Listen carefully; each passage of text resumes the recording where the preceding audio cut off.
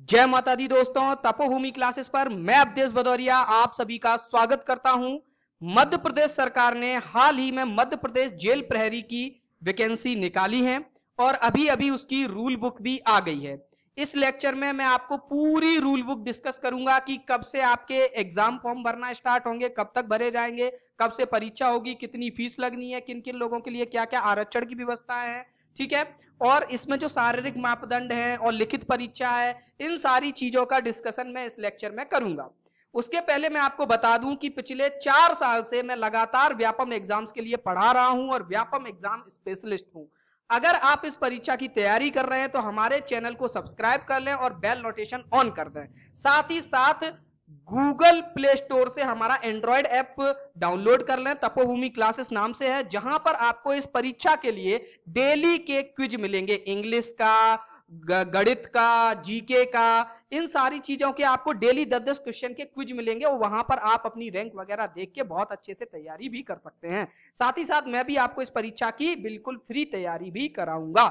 चलो, तो यहां पर चलो मैं सबसे पहले यहां पर आपको बताऊं कि आवेदन पत्र भरने की जो प्रारंभिक तिथि है वो आज से प्रारंभ हो गई है, 27 तारीख से, और ये 10 अगस्त तक भरे जाएंगे। ठीक है, आपके पास लगभग 14-15 दिन का टाइम है। और संशोधन करने की अंतिम तिथि 15 तारीख। आपने एक बार फॉर्म भर दिया, कुछ गड़बड़ है तो 15 अगस्त तक आप संशोधित कर सकते हैं। परीक्षा आपकी जो होगी फिक्स 3 महीने बाद होगी आपकी। 3 से लेके 10 नवंबर तक आपकी परीक्षा होगी। इतने दिन में आपकी परीक्षा निपट जाएंगी। ठीक है, अब देखते हैं कि इसकी फीस क्या है। तो देखें, फीस अगर हम देखें तो फीस आपकी है जनरल के अभ्यर्थियों के लिए, अनारक्षित के लिए आपकी 500 रुपए फीस है। ठीक है, पोर्टल वोटल चार्ज लग के आपके 570 लगभग कटेंगे। ठीक है, तो आप जब फॉर्म भरने जाओगे तो 600 650 में आपका दुकान वाला फॉर्म भर देगा। और बाकी सबके लिए 250 रुपए है। ठीक है, यहां पर ईडब्ल्यूएस का मेंशन नहीं किया गया कि उसकी फीस क्या होगी, लेकिन ईडब्ल्यूएस की भी फीस 250 रुपए ही होगी। ठीक है, क्योंकि ये पिछले बार का जो नोटिफिकेशन था उसको पूरा कॉपी कर दिया गया। इवन पिछली बार वन विभाग था तो वो भी यहाँ पे लिखा छोड़ दिया है, इस वजह से यहाँ पर वो ईडब्ल्यूएस को ऐड नहीं कर पाए, कुछ ही कुछ जगह उनने चेंजेस किए हैं। चलो, तो हम बढ़ते हैं आगे और देखते हैं क्या है आगे है जो हमारी अगली स्लाइड में। हाँ, ये देखो कि पेपर जो है आपका 2 पालियों में होगा। 2 पालियों में आपका पेपर होगा। 3-3 घंटे का पेपर रहेगा। पहली पाली आपकी 9 बजे से 12 बजे तक की रहेगी। उसके बाद दूसरी पाली 2 से 5 रहेगी। किसी भी पाली में आपका पेपर हो सकता है। ठीक है, तो ये टाइमिंग इस तरीके की रहेगी। बढ़ते हैं आगे। आधार पंजीयन अनिवार्य है वगैरह वगैरह, ये सारी चीजें नॉर्मल चीजें हैं। ठीक है, अब हम यहां पर आएंगे कि कितनी वैकेंसी हैं, इन सब चीजों को देखेंगे। देखो, यहाँ पर परिभाषाएं दी हैं कि मतलब क्या क्या कहाँ पर क्या है। ये देखो, अब देखते हैं तनख्वाह की बात की, हमको वेतन कितना मिल रहा है, पहले ये डिस्कस करना है। तो जो पुराना ग्रेड पे था हमारा 5200 से 20,200, 1900 ग्रेड पे जहां पर मिलता है वो वाला, यानी चतुर्थ श्रेणी को जो ग्रेड पे मिलता है वो है वही वाला। अब इसी को 7वें वेतन मान के हिसाब से देखा जाए तो 19,500 से 62,000 तक लेवल 4 वाला वेतन मान है।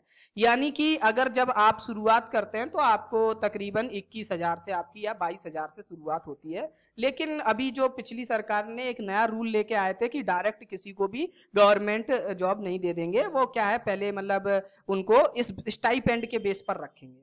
पहले साल वो इस 19,500 का 70% आपको देंगे, फिर अगले साल आपको 80% देंगे इसी का 19,500 का, फिर तीसरे साल आपको 90% देंगे और तब आपको इस पे स्केल में लेके आएंगे।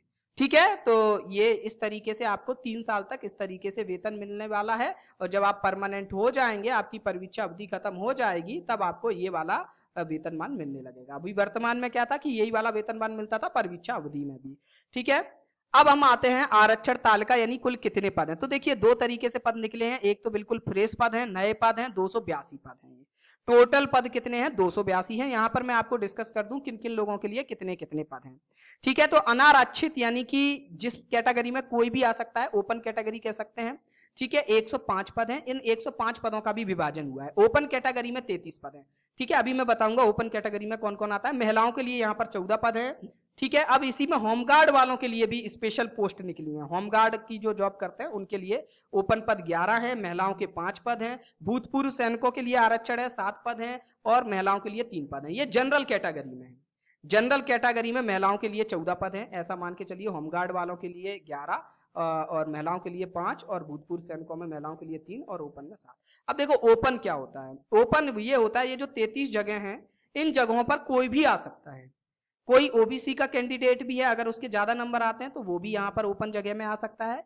ठीक है, कोई महिला कैंडिडेट है जो ज्यादा नंबर लेके आई हैं तो वो भी इन जगहों में आ जाएंगी। और जो पुरुष हैं, जनरल के जो पुरुष हैं जो ईडब्ल्यूएस में भी नहीं है, उनके लिए मेनली ये जगह होती है, उनको इसी में फाइट करना होगा और इसी में अगर वो आते हैं तो उनका सिलेक्शन होगा।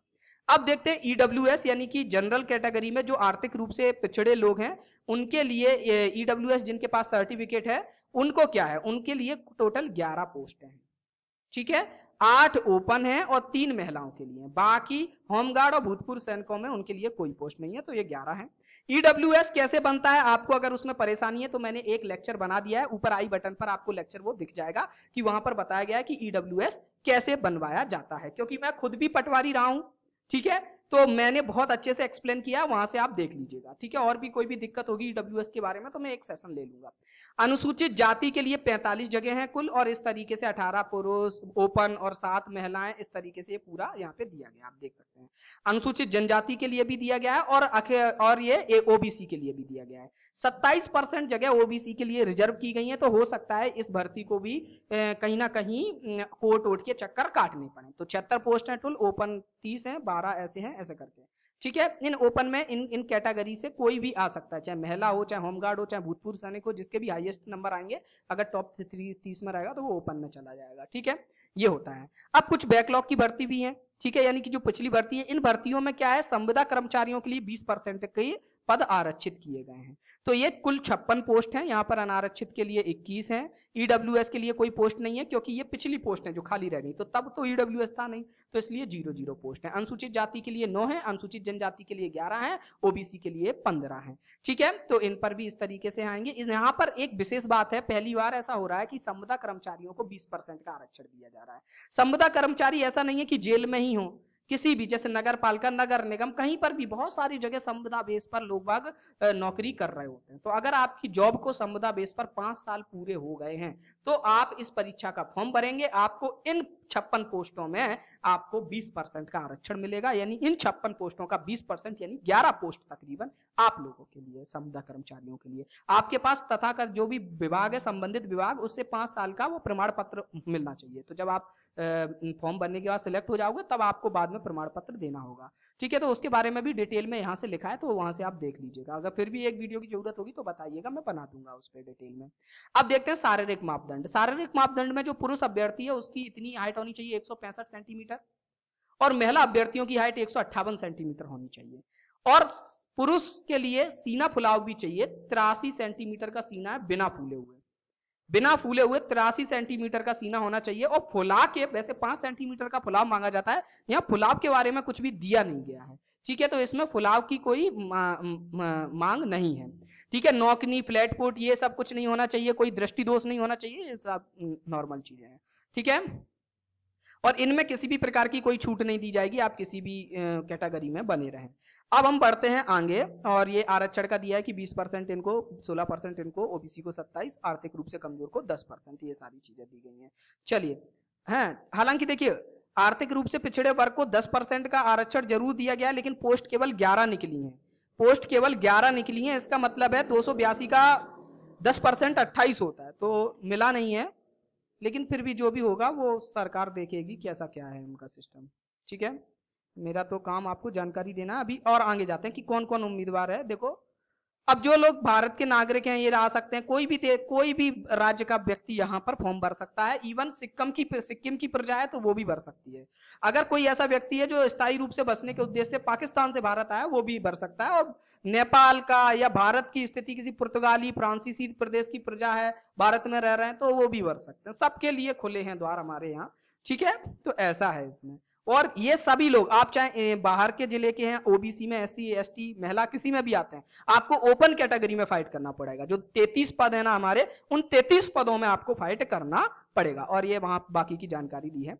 अब आते हैं एज फैक्टर। एज फैक्टर में क्या है कि 18 साल होनी चाहिए मिनिमम, 18 साल मिनिमम होनी चाहिए सामान्य के लिए, और बाकी सभी के लिए आपकी बाकी मिनिमम तो 18 साल हर एक के लिए है, लेकिन बाकी जो भी हैं कैटेगरी उनके लिए मैक्सिमम आयु 38 साल है, और हमारा जो सामान्य वर्ग है उसके लिए 33 साल है मैक्सिमम आयु। ठीक है, अगर आपने अनुसूचित जाति जनजाति वाली प्रोत्साहन योजना से विवाह किया है तो 5 साल की छूट मिल जाएगी, या फिर आप विक्रम अवॉर्डी हैं तो आपको 5 साल की छूट मिल जाएगी। अगर आप होमगार्ड वगैरह या फिर इनमें नगर सैनिक वगैरह में काम कर रहे हैं तो आपको वहां से भी 3 साल की छूट मिल सकती है। ऐसा सब कुछ यहाँ पर लिखा गया है, तो वो आप देख सकते हैं। भूतपूर्व सैनिकों को लेकर भी कुछ छूटें हैं, तो वो भी आप यहाँ पे पढ़ सकते हैं। ठीक है, आगे बढ़ते हैं हम। हाँ, एक और महत्वपूर्ण चीज, जो आपकी आयु की गणना होगी वो 1 जनवरी 2020 से की जाएगी। 1 जनवरी 2020 को अगर आप 18 साल के कम हैं तो आप फॉर्म नहीं भर सकते, या फिर आप 33 साल से अधिक के हैं तो आप फॉर्म नहीं भर सकते। समझ रहे हो ना? चलो आगे बढ़ते हैं। परीक्षा की योजना देखो, हाँ परीक्षा की योजना यहाँ पर दिया गया है। देखो 100 नंबर का पेपर होगा, 5 सब्जेक्ट दिए जाएंगे, उनके बारे में भी अभी हम बता देंगे। लेकिन बता दूं कि पहले लिखित परीक्षा होगी, और लिखित परीक्षा के बाद आपकी शारीरिक प्रावीण्यता परीक्षा होगी, जिसमें आपकी दौड़ व गोला फेंक, ये 2 चीजें होंगी, दौड़ व गोला फेंक। ठीक है, तो जो लिखित परीक्षा होगी उसमें टोटल जो लोग होंगे, जितने पोस्ट हैं, जैसे 282 + 56 इतनी पोस्ट हैं। ठीक है, तो इतनी पोस्टों का 10 गुना बच्चे बुलाए जाएंगे। कितने बुलाए जाएंगे? 10 गुना, यानी तकरीबन आपके मोटा माटी हिसाब किताब 3,500 बच्चे पास होंगे। ठीक है, 3,500 पास होंगे तो वो लोग दौड़ के लिए जाएंगे, पहले दौड़ देंगे फिर गोला फेंक, उसके बारे में अभी देखो आगे बताते हैं हम। देखो शारीरिक माप परीक्षण वगैरह के बारे में ये आ गया यहाँ पे। देखो किसको कितना दौड़ना है, जो लड़के हैं, लड़कों को सबको 800 मीटर की दौड़ देनी है और फिर गोला फेंकना है। दौड़ में पास हो जाते हो तो ही आप गोला फेंकने के लिए एलिजिबल हो गए, अदरवाइज आपको वैसे ही वहीं से हटा दिया जाएगा।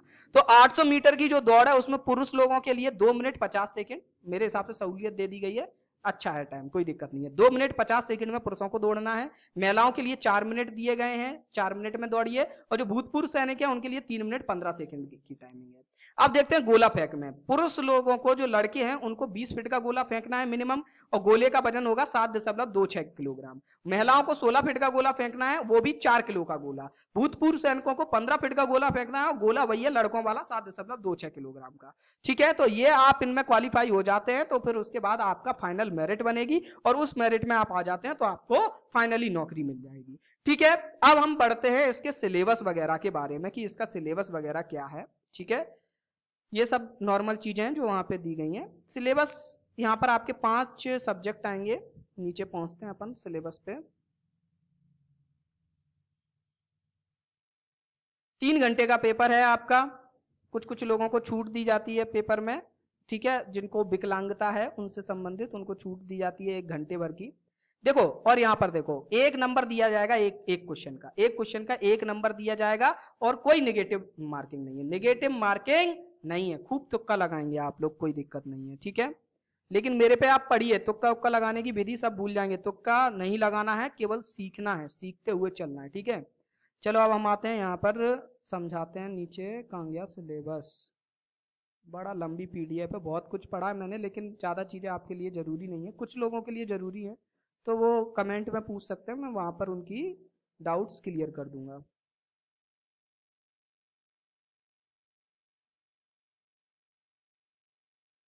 ये 16 सेंटर हैं, 16 सेंटर हैं, आप लोग देख सकते हैं, भोपाल, इंदौर वगैरह। ये आपका सिलेबस है। 100 नंबर का पेपर है, 20 नंबर का सामान्य ज्ञान, 20 नंबर की सामान्य हिंदी, 20 नंबर की अंग्रेजी, 20 नंबर का गणित, 20 नंबर का विज्ञान। अभी यहाँ पर कुछ भी डिटेल सिलेबस नहीं दिया गया आपको, और दिया भी नहीं जाएगा, बस ये बोल दिया गया कक्षा 10वीं स्तर का होगा।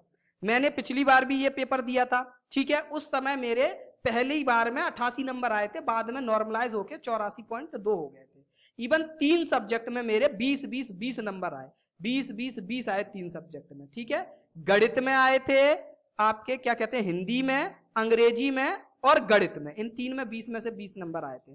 तो मैं आपको पूरी अच्छे तरीके से इसकी तैयारी करा दूंगा, एक लेक्चर बनाऊंगा जिसमें मैं पूरा आपको सिलेबस डिस्कस कर दूंगा कि सिलेबस कैसा कैसा है, क्या क्या चीजें पढ़नी है, मोटा माटी। ठीक है, और वहां पर ये सारी चीजें बता देंगे। तो आप लोग हमसे जुड़ जाइए, हमारा व्हाट्सएप नंबर लिख लीजिए 8839207675। इस पे अपना नाम, शहर का नाम व एज लिखकर भेज दीजिए, हम आपको अपनी ब्रॉडकास्टिंग से ऐड कर लेंगे, वहां पर आपको लेक्चर्स की लिंक्स वगैरह मिलते रहेंगे। मिलते हैं अगले लेक्चर में, धन्यवाद, जय माता दी।